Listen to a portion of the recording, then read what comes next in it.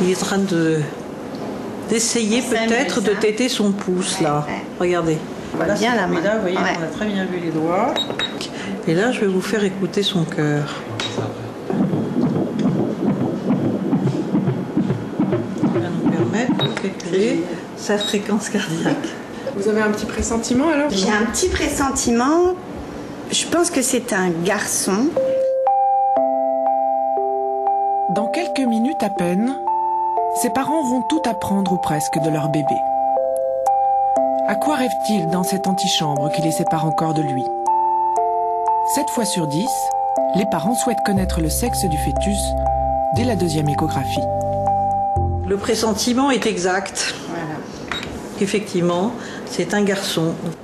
On se met dans la tête un sexe. Et c'est vrai que quand ça s'avère ce sexe-là, après c'est un soulagement. Et puis bon, oui, je suis émue. Depuis 30 ans, le docteur Duboucher annonce le sexe des bébés aux parents qui le demandent. Une nouvelle qui provoque des réactions de bonheur, ou pas. Ça peut être des cris de désespoir. Comme si on leur avait annoncé une malformation. Par exemple, parce que d'ailleurs j'ai le souvenir de cas où ça s'est passé comme ça, où quand le couple rejoignait la salle d'attente, tous les autres patients qui attendaient étaient extrêmement inquiets en me disant mais madame, qu'est-ce que vous leur avez dit?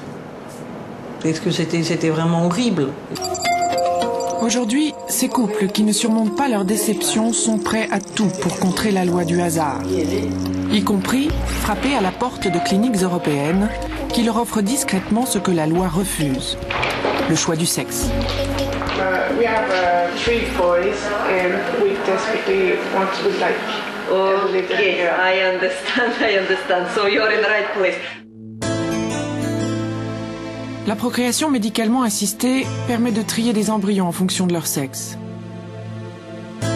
Nous avons voulu savoir quelles sont les cliniques qui proposent ce service, jusqu'où la détresse des parents pouvait aller, et comment certains praticiens en ont fait un commerce.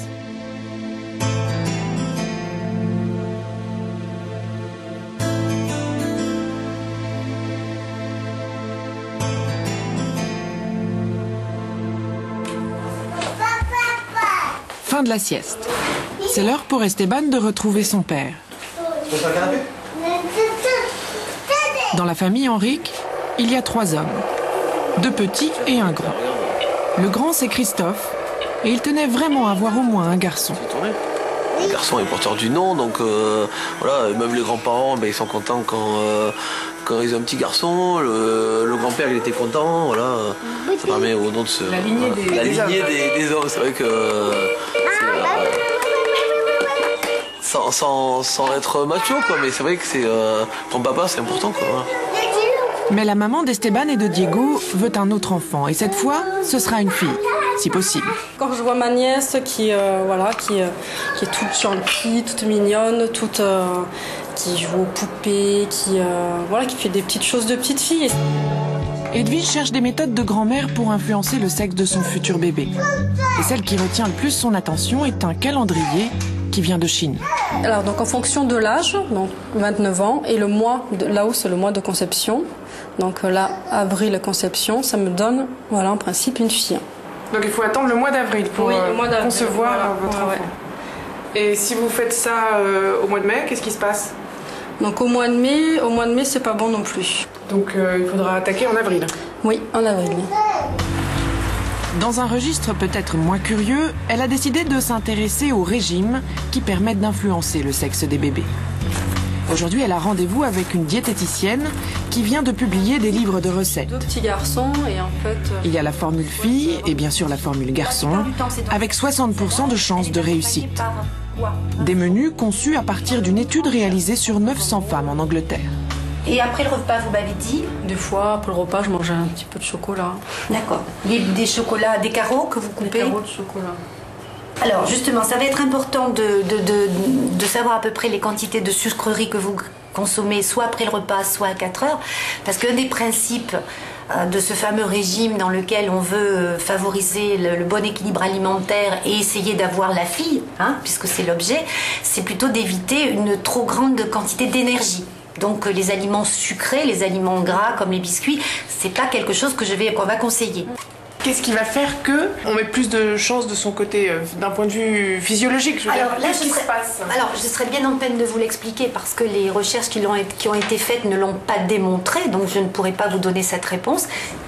Edwige ne saura donc pas très bien pourquoi le régime marche, mais elle est séduite et décide de le suivre rigoureusement. Qui dit régime dit discipline, alors tout passe par la balance. Vraiment suivre le régime à la lettre, tout peser. Si vous faites un écart, vous aurez le sentiment de... Ah oui, non, même c'est pour ça que je fais pas d'écart, hein. J'ai même pas envie, même pas j'y pense, parce que je me dis tous ces efforts pour rien. Donc après... Si vous avez un petit garçon, c'est pas rien quand même. Non, oui, non, je veux dire de rien faire, se priver à ce point-là pour faire un écart, non. Tous ces efforts pour rien. Dans un certain sens, Edwige ne croit pas si bien dire. Car quoi qu'on y fasse, le sexe des bébés est toujours déterminé par le spermatozoïde du père. X, c'est une fille, Y, c'est un garçon.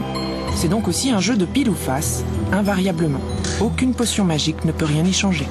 Quand quelqu'un suit un régime, pour avoir par exemple une petite fille, comme elle a une chance sur 2 d'avoir une petite fille, si jamais elle a une petite fille, elle est persuadée que le régime est marché. Par conséquent, il y a 50% des femmes qui ont essayé le remède de grand-mère qui en sont très contentes parce qu'elles estiment qu'il a réussi. 50% d'opinion favorable. Donc, en fait, 50% d'opinion favorable, ça veut dire qu'en réalité, le régime n'a aucun effet. Alors, qu'est-ce qui marche? Pour le savoir, nous feuilletons les pages d'un site qui a reçu près de 500 000 visites en 2 ans. On y apprend tout sur la sélection du sexe, y compris comment trier des spermatozoïdes chez soi, sur le rebord de son lavabo. Il suffit de se procurer un microscope dans un magasin de jouets, une centrifugeuse achetée en ligne, et le tour est joué. Des méthodes qui ressemblent plus à de la cuisine qu'à de la médecine. Alors existe-t-il vraiment une méthode fiable à 100%? Oui, on peut intervenir sur le sexe de l'enfant, non pas avant la naissance, mais avant la conception, par le diagnostic préimplantatoire qui permet de faire le sexe des embryons qui viennent d'être fécondés in vitro, de manière à n'implanter dans la paroi utérine que les embryons de sexe désiré. Et c'est en scrutant d'un peu plus près les pages du même site que l'on découvre comment accéder à cette technologie ultra réglementée en Europe.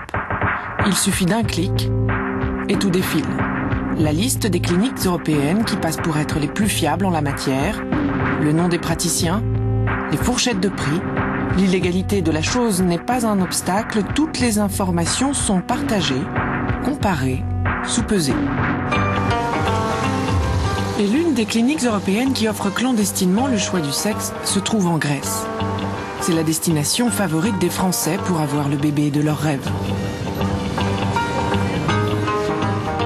Nous nous sommes rendus dans la clinique en question, avec une caméra cachée. Aux yeux du personnel, nous sommes les parents de 2 petites filles et nous voulons concevoir un garçon. Hello. Bonjour. Good morning. We have an appointment. Bonjour. Nous avons rendez-vous. Asseyez-vous, s'il vous plaît. Dans la salle d'attente, les revues sont en français, les brochures aussi.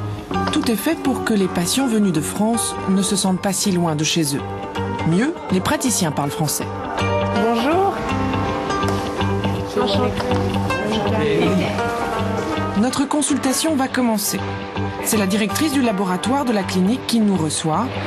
Mais la première chose dont elle veut s'assurer, c'est de notre discrétion.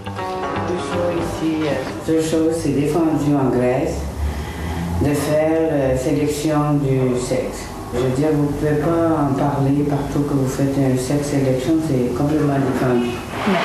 L'entretien se poursuit. Première question, combien ça coûte? Alors, les dépenses pour la FIV, c'est 1 800 € et le DPI 2 600. Pour les médicaments, mon interlocutrice me suggère une arnaque à la sécu grecque avec l'aide de ma cousine qui vit à Athènes. Elle aurait pu, avec son assurance, avoir le médicament pour et contre la loi, là, mais on le fait souvent. Et comme ça, tu n'as pas besoin de payer. Parce que quand même, les médicaments, ça coûte quand même 1800 € sûrement. Donc au total, il faut prévoir 6 000 € sans compter le prix du vol et de l'hôtel sur place. Un prix qui ne dissuade pas les patients. J'ai un couple français qui est ici, là, pour la même chose. Comme nous. C'est le même traitement, bon. Même chose. Elle veut quoi? Elle veut une fille. Elle a déjà des garçons. Elle a 4. Merci. Au revoir. Ces Français-là se feront extrêmement discrets et ne voudront pas nous rencontrer. Notre enquête se poursuit donc et nous conduit dans un autre pays, tout proche de la Grèce. C'est en République turque de Chypre du Nord que nous allons trouver une autre clinique. Notre caméra est la bienvenue. Là, tout est permis, y compris la sélection du sexe. Chaque année, près de 1800 couples viennent ici. Traitement de l'infertilité, don d'ovocytes, de sperme, d'embryons ou choix du sexe. Les Européens viennent nombreux pour avoir des bébés.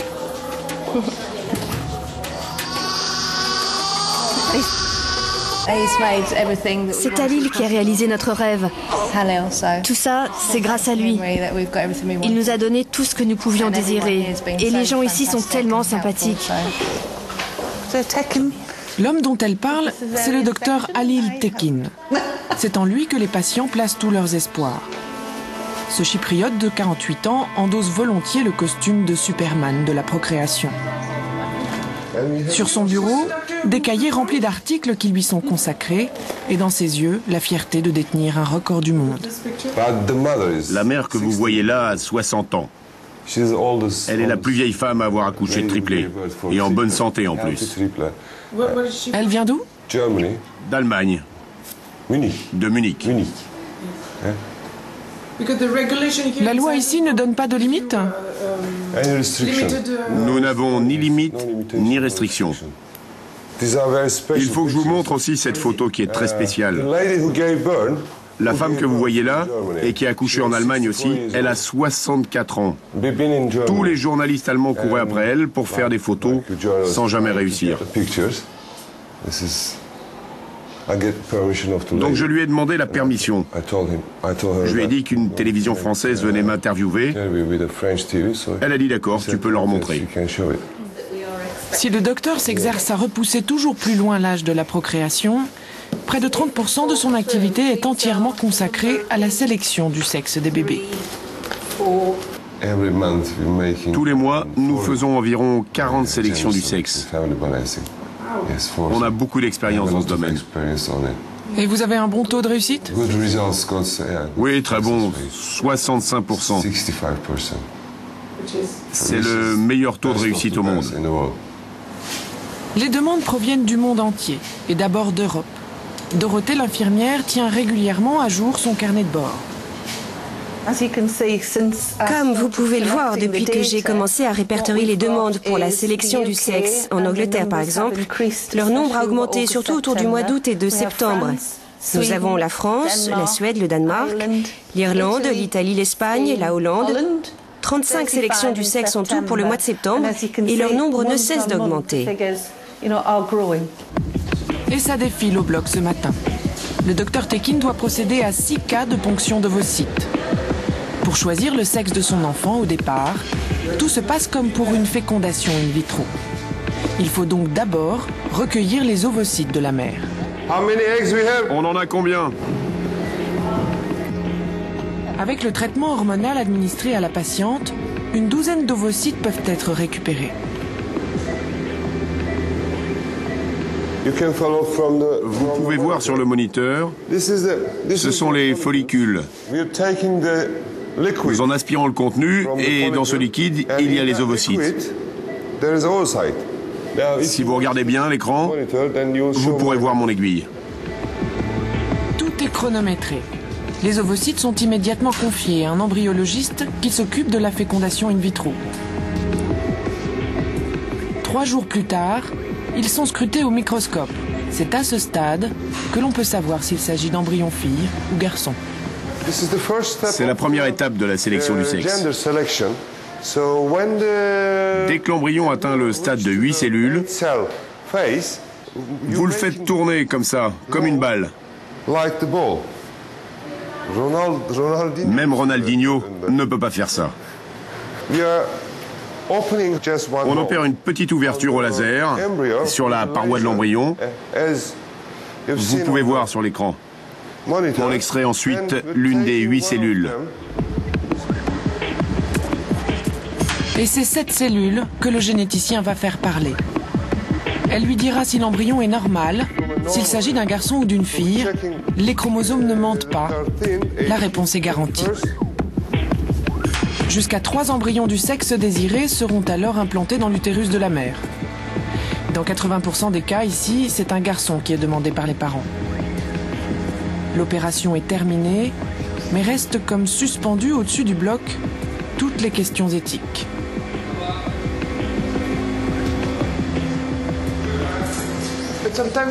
Qu'est-ce qui se passe avec les embryons refusés? Ils sont détruits? Oui, enfin, non. On essaye de convaincre les parents de les garder. Parce que vraiment, cette clinique est soucieuse du respect de la vie humaine. En principe, les embryons surnuméraires du sexe non désiré sont très souvent détruits. Et si ce n'est pas le cas, qui sait ce qu'ils deviennent?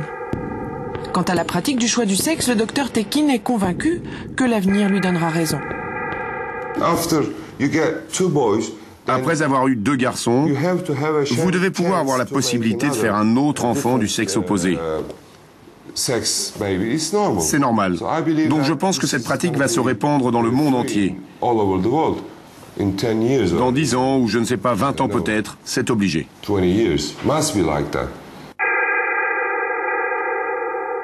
Ce médecin est-il si loin de la réalité?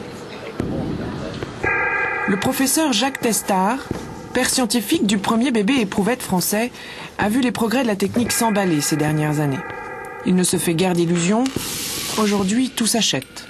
Après tout, vous choisissez votre bagnole, pourquoi vous choisiriez pas votre enfant? C'est une liberté. Et je dois dire qu'il y a un terrain favorable dans le milieu médical où moi j'entends dire assez souvent, c'est la liberté des gens de choisir ça. Et en plus, c'est bon pour l'enfant, parce que s'il est du sexe attendu et souhaité par les parents, il s'épanouira beaucoup mieux que si c'est un enfant qu'on n'a pas désiré. Je pense qu'avant la fin de ce siècle, ce sera la façon normale de faire un enfant. Il n'y aura plus que les sauvages pour faire un enfant dans un lit. Cela fait longtemps que Nadine ne veut plus laisser faire la nature. Après de longues semaines de réflexion, elle a accepté de nous rencontrer. Cette mère de 4 garçons veut absolument une fille. Elle a déjà procédé à 3 tentatives dans 2 cliniques européennes en moins d'1 an. Nadine vient d'apprendre que sa 3e tentative a échoué. Aujourd'hui, c'est une mère brisée par son obstination. Le matin, dès que je me réveille, la première idée, c'est j'ai pas réussi à concrétiser mon rêve. Mais tout de suite, bon, je me lève et puis je m'occupe des enfants. Et c'est eux qui me portent en ce moment. Et je me rends compte que bon, mon amour pour eux sera encore plus décuplé si une de ces tentatives avait réussi. Avec tous ces voyages, Nadine et son mari ont dépensé près de 30 000 €. Malgré les échecs et malgré les doutes, Nadine songe à recommencer l'expérience. Elle n'arrive pas à renoncer à son rêve. C'est impossible. Il le faudra certainement, il faudra que je le fasse, mais pour moi c'est difficile. Alors bon, je pourrais toujours la garder en rêve, mais c'est vrai que je veux pas me laisser abattre, aujourd'hui je peux pas m'avouer vaincue. Nadine est partagée entre obstination et culpabilité.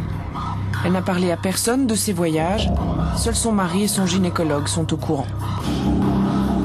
On aimerait bien pouvoir pleurer sur l'épaule de sa maman, et je peux pas.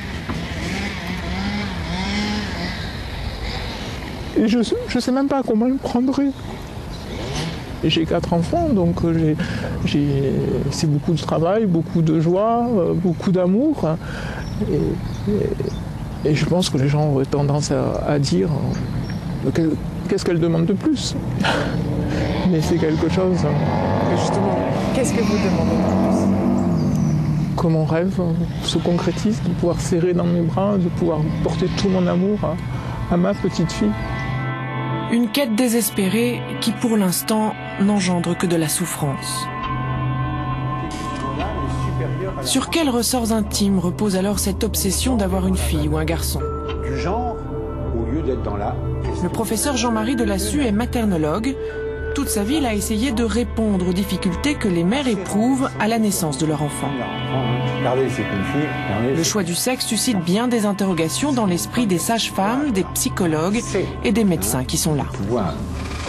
Est-ce que vous considérez qu'un parent a le droit de dire « moi, je n'accepte qu'un enfant de tel genre ou de tel sexe » ?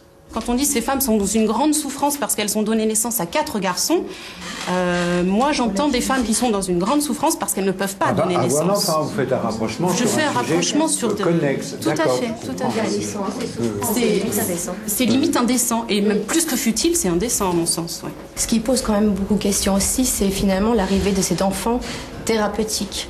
C'est-à-dire que non seulement il a l'obligation d'avoir tel ou tel sexe, mais aussi de répondre à une demande et à un besoin. On y venait à chercher ce qu'il y a dessous, parce que finalement, on arrive à un enfant thérapeutique, là, qui vient résoudre les problèmes. Le professeur pense que beaucoup de choses s'expliquent aussi par la façon dont les enfants viennent au monde. Quand on accouche, la première chose que l'on fait, on sort le bébé, et on regarde son visage, et on dit, il a les yeux bleus. Est-ce qu'on fait comme ça? Pas du tout. On dit, il a un sexe mâle où il n'y a rien qui sort, donc c'est une fille. Point ligne.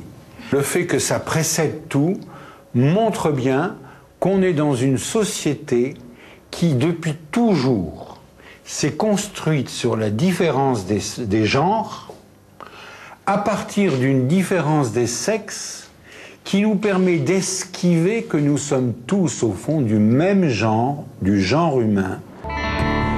Ce cheminement, certaines mamans parviennent à le faire, malgré leur déception à répétition. C'est le cas de Stéphanie qui vit en Bretagne avec sa grande famille.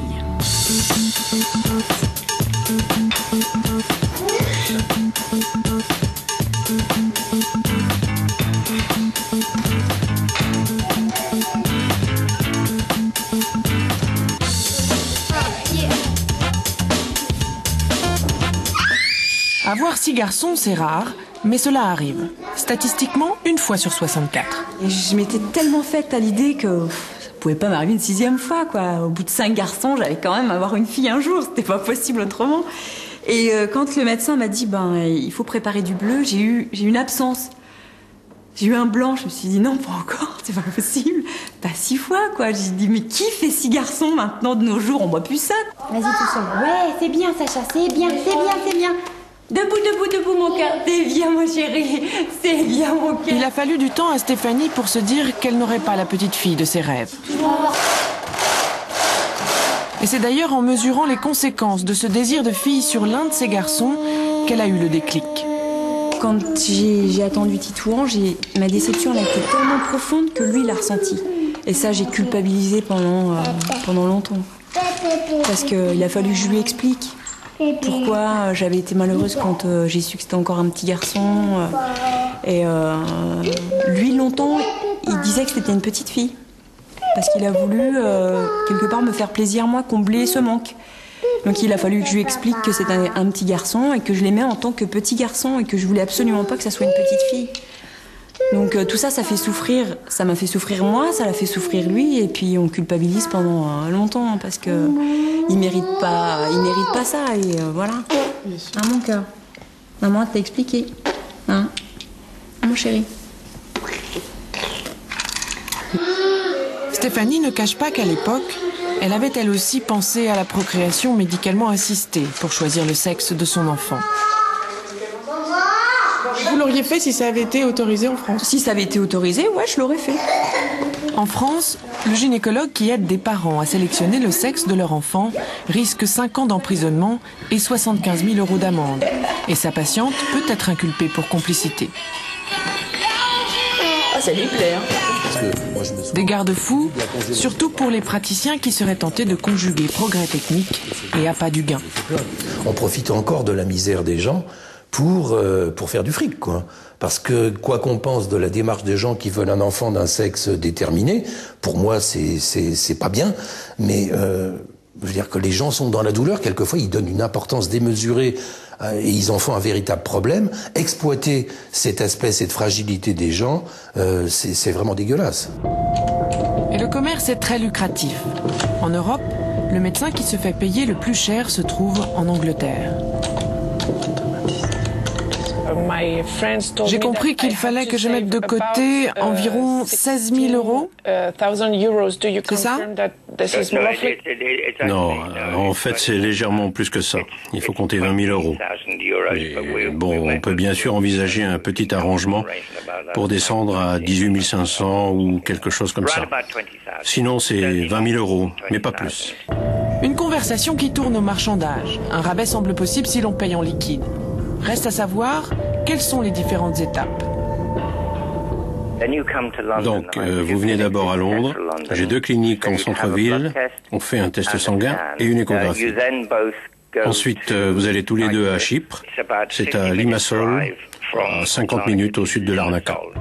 Seul problème, Limassol, c'est l'Europe. La sélection du sexe y est donc interdite. Vous êtes sûr que nous n'enfreindrons pas la loi? Non, bien sûr que non. Je ne ferais pas cela si c'était interdit. D'ailleurs, au fil des ans, des centaines, peut-être des milliers de gens l'ont fait. Un discours bien rodé pour convaincre les couples. Mais combien parmi ces patients ont eu conscience d'enfreindre la loi? Direction Harley Street, le quartier des médecins dans le centre de Londres. C'est ici que nous devrions trouver les cliniques du docteur anglais. Alors ce docteur ne travaille plus ici? Non. En tout cas, je travaille ici depuis 1 an et je ne l'ai jamais vu. Aucune des adresses mentionnées par le docteur ne correspond à ces cliniques. Nous, on est une clinique dermatologique. Il ne vient jamais ici. Mais attendez, au-dessus, il y a des chambres privées. Ce sont des salles qui sont louées. On ne sait jamais qui les occupe. En fait, c'est ici que le docteur anglais donne rendez-vous à ses patientes. L'endroit est entièrement équipé pour une auscultation gynécologique. Un bureau qui appartient pour un jour à celui qui le réserve. Finalement, après avoir poussé toutes les portes, nous comprenons que nous n'avons aucune chance de trouver le docteur à Londres. Ah, mais le docteur que vous cherchez est en Espagne. Il nous envoie ses patients avec une ordonnance et nous, on fait seulement des analyses de sang pour lui. Le docteur anglais fait donc payer 20 000 euros à ses patients pour les envoyer se faire opérer à Chypre en leur assurant que tout est légal. Les progrès de la science exploités par des marchands, voilà qui fait bondir ceux qui se sont rassemblés ce jour-là, à quelques pas du quartier des médecins, juste devant le Parlement. Ces activistes veulent accompagner de leurs prières le vote des députés qui, ce jour-là, doivent décider d'interdire le choix du sexe.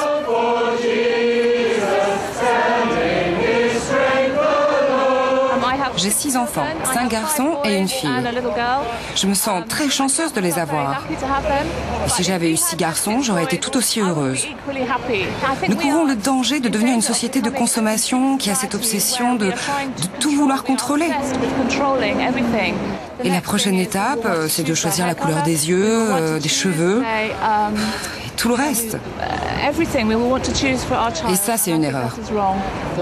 Autre préoccupation, le message envoyé au reste du monde.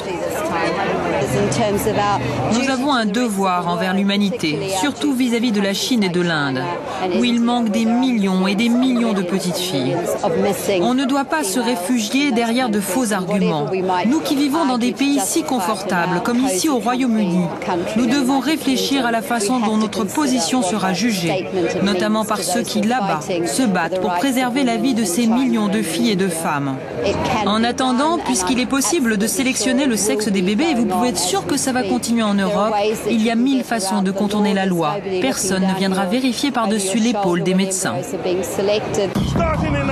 Mais ces médecins et ces cliniques sont-ils les seuls à exploiter la détresse de ces femmes prêtes à tout?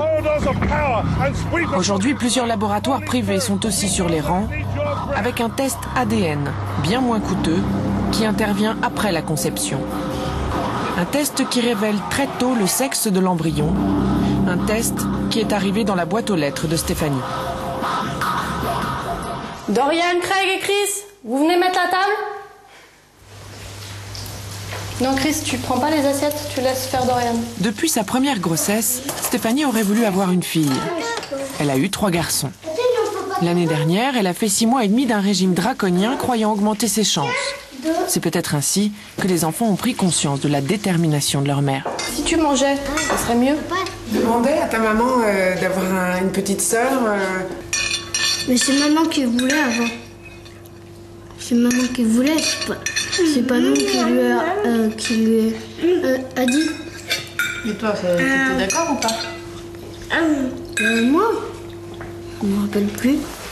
Dès qu'elle a appris qu'elle était enceinte de son 4e enfant, Stéphanie a immédiatement commandé un test ADN vendu 350 € sur Internet. Il permet de connaître le sexe du fœtus dès la 7e semaine de gestation. Dans certains cas, le test est utilisé pour interrompre la grossesse en fonction du résultat. Donc là, on prend l'aiguille pour piquer le doigt. Et ensuite, on dépose sur un des cercles, sur les 3 cercles, et on met dans l'enveloppe. Le procédé est simple. Il suffit de renvoyer le kit au laboratoire. La réponse, en principe, est donnée dans les jours qui suivent. L'échographie, c'est pas avant le 5e mois, donc ça fait gagner du temps et donc moins de stress. Parce que pour vous, c'était très important de savoir. Oui, surtout pour moi. Pourquoi? J'étais pressée de savoir si ça allait être une fille ou pas. Stéphanie aurait dû avoir la réponse en 5 jours. Mais le laboratoire qu'elle a sollicité n'a pas tenu parole. Le verdict n'est arrivé que 30 jours plus tard. Donc, félicitations, le résultat de test confirme que votre bébé est un garçon. Là, je me suis effondrée. Complètement effondrée, quoi. Les enfants étaient là, ils se demandaient ce qui se passait. Mon mari était au travail. Et en fait, c'est le fait de se dire, ben voilà, j'ai fait 6 mois et demi de régime pour rien, en fait. Mon but, c'était pas d'avorter si le résultat n'était pas celui que j'attendais. Moi, mon but, c'était de connaître le résultat rapidement pour m'investir complètement dans cette grossesse.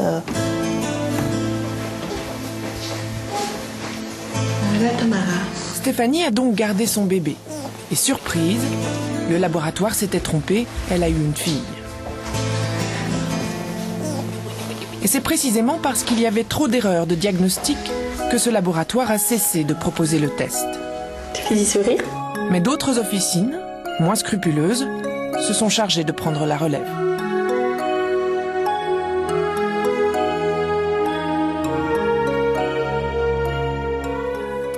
Et tout de suite sur notre plateau pour parler de ce reportage, c'est Alexandra Degnaud qui nous rejoint. Bonsoir Alexandra. Bonsoir Alexandra. Bonsoir. Alors première question, ça a été un reportage très difficile à réaliser. La difficulté majeure, ça a été d'obtenir des témoignages de couples français qui ont réalisé cette sélection des sexes pour avoir un enfant. Alors pourquoi est-ce qu'ils n'ont pas voulu parler, même à visage caché? Sur les 10 couples, sur les 10 mères de famille avec lesquelles on était en contact rapproché pendant toutes ces semaines d'enquête, il y en a une seule donc, qui a accepté de témoigner. Pourtant, ils avaient tous beaucoup de choses à dire, mais pas devant une caméra, uniquement cachés derrière leurs écrans ou leur combiné de téléphone. Alors, pourquoi ce tabou? Effectivement, visiblement, ils n'assument pas leur propre démarche. Il y a un sentiment de honte, de culpabilité, et puis ils ne voudraient pas prendre non plus le risque de blesser les enfants qu'ils ont déjà. Et puis il y a d'autres parents qui, eux, sont beaucoup plus embarrassés par le jugement qu'on pourrait porter sur leur démarche, la peur aussi d'être démasqués par leur famille, leurs amis, même si on leur propose l'anonymat absolu. Et puis ils estiment que leur démarche ne sera pas comprise. Ils sont déjà malmenés sur des forums dédiés à cette question sur Internet. Des parents qui, eux, ne peuvent pas avoir d'enfants leur disent, parfois avec des mots très violents, que leur désir sélectif d'un garçon ou d'une fille s'apparente beaucoup plus à un caprice insupportable. Alors Alexandra, on le sait, aux États-Unis, en Israël, choisir le sexe de son enfant, c'est légal. On voit donc dans votre reportage que certaines cliniques en Europe le pratiquent, plus ou moins clandestinement. Est-ce qu'on peut imaginer que la France, un jour, l'autorise ? C'est déjà autorisé, donc vous l'avez dit, aux États-Unis, en Israël, mais aussi en Jordanie. Les taux se resserrent autour de l'Europe. Alors pour se prémunir, l'Europe a signé la Convention d'Oviedo en 1997 pour interdire de façon très claire le choix du sexe pour convenance personnelle. On l'a vu dans le sujet, ça se fait malgré tout sous le manteau en Europe. Mais en France, notre enquête ne nous a jamais permis de penser que des cliniques offraient ce service. Peut-être parce que le corps médical est pétri d'éthique, beaucoup plus qu'ailleurs. Pourquoi? Eux disent que c'est parce que c'est la France qui a inventé les Lumières, que en France il y a une tradition humaniste de droit de l'être humain et du respect de cet être vivant, et qui passe bien sûr avant le droit à la satisfaction d'un désir. Donc ça c'est l'explication qui peut être donnée.